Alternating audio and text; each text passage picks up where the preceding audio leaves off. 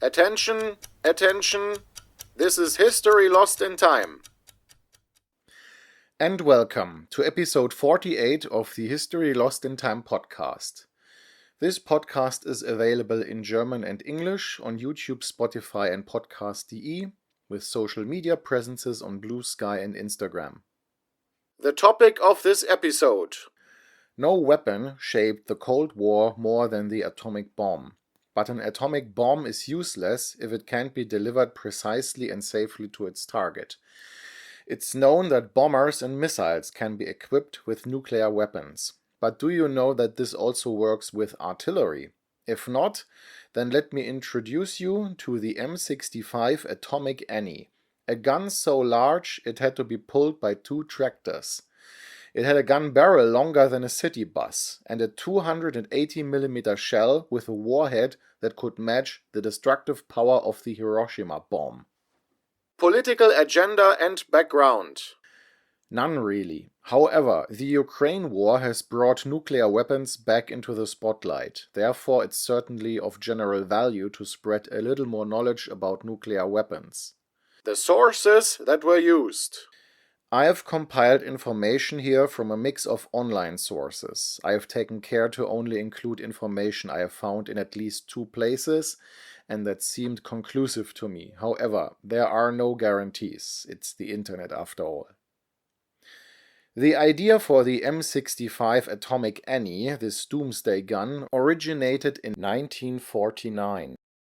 It was developed based on the German K5 railway gun, but was intended to drive on roads rather than rails. The M65 ultimately turned out to be a huge, rather bulky and not very mobile gun, weighing 83 tons and requiring a crew of 7. It required 2 tractors. Its firing range was 30 kilometers and its caliber was 280 millimeters. For comparison, this is the same caliber used in the main guns of the SMS Schleswig-Holstein, the pocket battleship Admiral Graf Spee, and the battleships Scharnhorst and Gneisenau.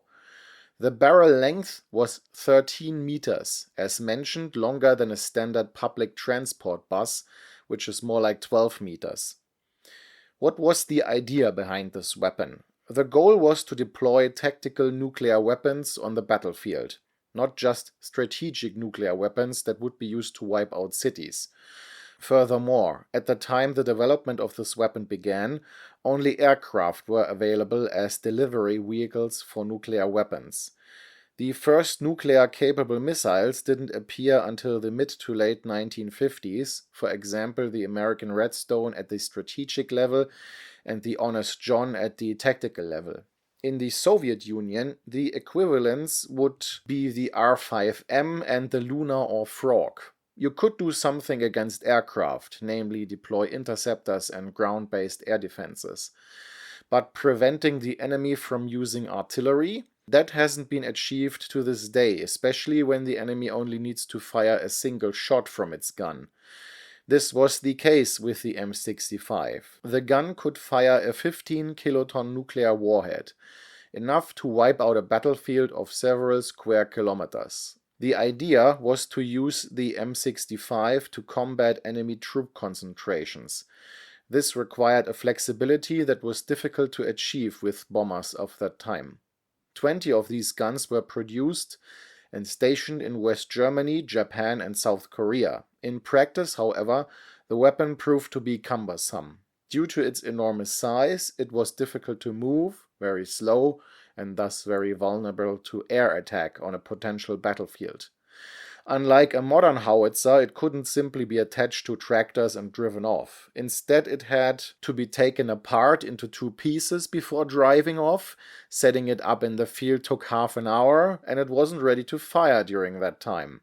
It was therefore extremely vulnerable during setup and dismantling. The M65 proved to be more of a political statement than a realistic battlefield weapon. Within a few years, nuclear weapons were also being developed for the much more widespread and mobile 203mm and 155mm guns.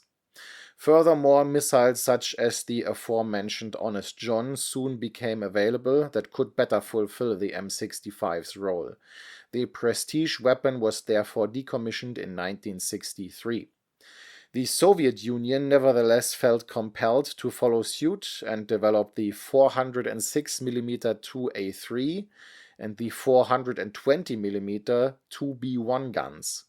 These guns were operational by 1957, but were just as impractical, or actually even more so. Being even larger, they suffered from even greater mobility problems. Unlike the M65, however, they were not towed by tractors, but were mounted on the chassis of a T-10 heavy tank. During test firings with conventional ammunition, the recoil was so severe that the guns damaged themselves and recoiled up to 5 meters. Tests with nuclear ammunition were abandoned.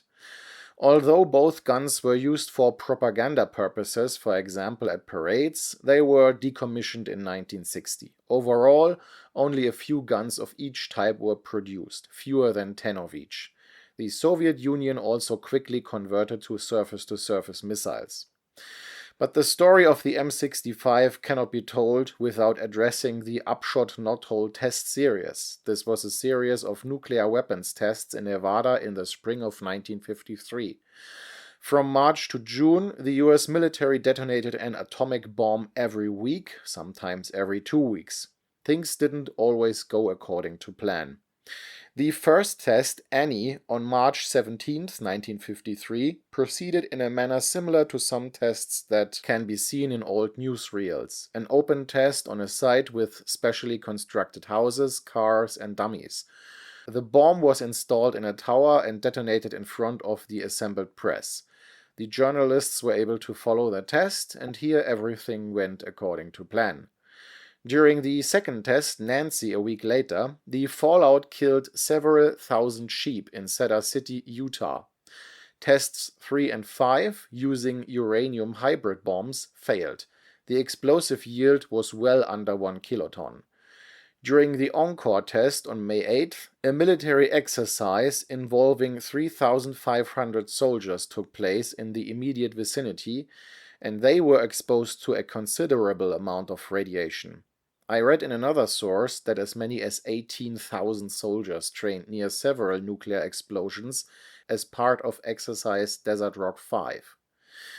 The Harry test on May 19th was later dubbed Dirty Harry due to the massive fallout contamination it produced. The 32 kiloton bomb detonated as planned. However, due to a change in the weather, the fallout forecast proved inaccurate. The radioactive cloud was blown over populated areas. Fallout hit St. George, Utah, 200 kilometers away. Radiation levels were far higher than previously acknowledged. For a short time, many residents had to stay indoors. In the long term, cancer cases, especially leukemia and thyroid cancer, increased in the region. A prominent victim was the film crew of the John Wayne western The Conqueror, which was being filmed there at the time. Many of the crew later developed cancer. The Atomic Energy Commission was harshly criticized. The test proved to be a public health and public relations disaster. Above-ground nuclear weapons tests, which had previously been considered relatively safe, were strongly questioned. The penultimate test in the series was called Grable. Here, the M65 fired its only live shot, a W9 nuclear bomb with an explosive yield of 15 kilotons. This test was recorded on video and can easily be found online. Watching the sequence, one wonders whether such a weapon, capable of incinerating a medium-sized city, can truly be considered a tactical battlefield weapon. A few finishing words. The M65 and its Soviet counterparts, while technically impressive, were ultimately of little use on the battlefield. In practical use, they would have been vulnerable from the air and at best would only have been able to fire one shot before being destroyed. Furthermore, their poor mobility required them to be properly positioned in advance. Enemy forces would have had to attack either predictably or very slowly, allowing the nuclear cannons to fire their shot from a prepared position. That one shot would have been enough to kill thousands or even tens of thousands. And that capability is sometimes enough to send a political message in a global test of strength. Thank you. This was History Lost in Time.